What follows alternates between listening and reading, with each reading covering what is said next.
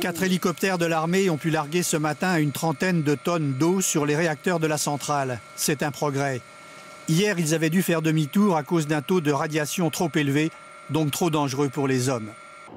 Pour la première fois aussi, la compagnie TEPCO, le géant du nucléaire japonais, mis en cause pour son silence, nous livre ce spectacle de la centrale de Fukushima, disloquée avec cette menace permanente de fusion des combustibles dont la radioactivité peut se disperser dans l'atmosphère. Le réacteur numéro 1 avec son bâtiment brisé, explosé.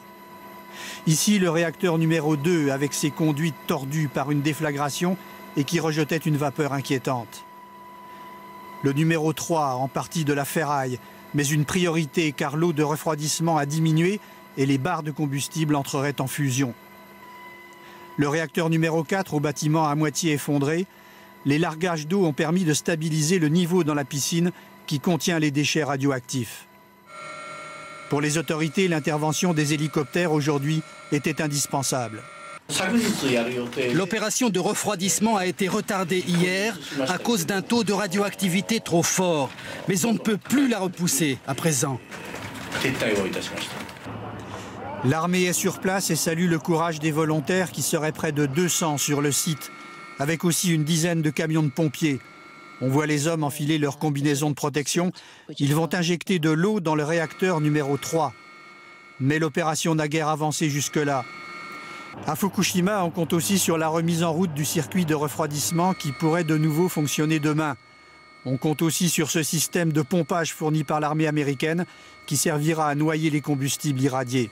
Que vaut exactement l'action de ces hélicoptères qu'on a vus tout à l'heure? Eh bien, ces hélicoptères, David, sont utilisés par les militaires pour transporter des hommes ou des charges très lourdes. À Fukushima, ils peuvent déverser à chaque rotation 7 tonnes et demie d'eau de mer. Alors, apparemment, 4 charges ont plus ou moins touché leur but, ce qui fait, au total, si on calcule bien, 30 tonnes d'eau déversées sur le réacteur numéro 3, qualifié aujourd'hui de priorité par l'opérateur de la centrale. Alors, l'objectif, ce ne sont pas les réacteurs eux-mêmes, attention, mais bien les fameuses piscines qui se trouvent à l'intérieur du bâtiment, au-dessus du réacteur. Ces piscines de combustible donc, contiennent du combustible usagé. Le problème, c'est qu'elles sont partiellement vidées et que le combustible stocké à l'intérieur commence à chauffer et à émettre de fortes radiations. Il faut donc remplir à nouveau ces piscines.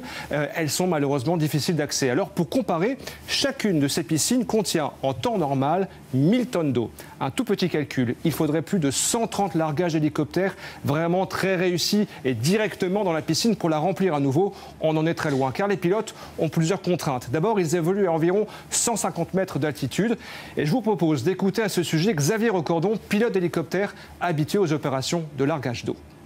Quand on connaît la taille de la machine et qu'on voit cette machine au-dessus de la centrale, ça paraît quand même assez dérisoire parce que on a l'impression que c'est un tout petit jouet avec un dé à coudre d'eau. Voilà, c'est certainement pas facile, d'autant que les images que j'ai pu voir ce matin, on se rend compte qu'il doit quand même y avoir du vent assez fort. L'appareil effectue les largages à une hauteur quand même assez importante.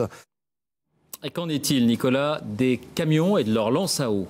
Alors les autorités japonaises ont acheminé sur place, on l'a vu dans le sujet, des canons à eau et on les voit sur ces images, ce sont des camions qui équipent les pompiers ou simplement les forces anti-émeutes, mais les opérations ont été plusieurs fois suspendues à cause des radiations. Alors l'opérateur espère aussi, on l'a dit, rétablir le courant sur le site, mais quand on voit l'ampleur des dégâts sur ces images aériennes, on a quand même du mal à imaginer que tous les systèmes de refroidissement soient encore en parfait état de marche. Merci Nicolas. Pour la première fois, enfin, les autorités japonaises utilisent un drone américain pour évaluer l'étendue des dégâts de la centrale et mieux informer la population, restée dans l'ignorance des véritables dangers.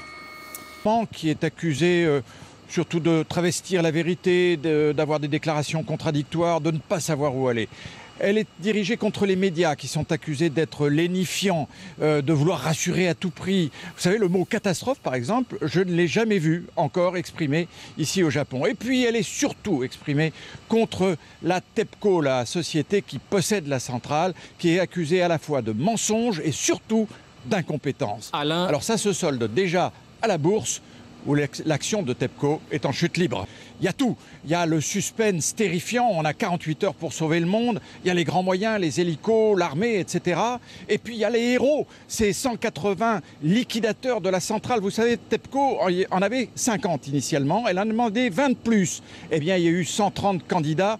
Dans un film, on leur mettrait, vous savez, le bandeau blanc des kamikazes. Maintenant, reste à savoir quelle sera la conclusion. Est-ce que ça sera une happy end hollywoodienne ou une fin à la japonaise avec un harakiri général? Le problème, c'est que ça n'est pas du cinéma.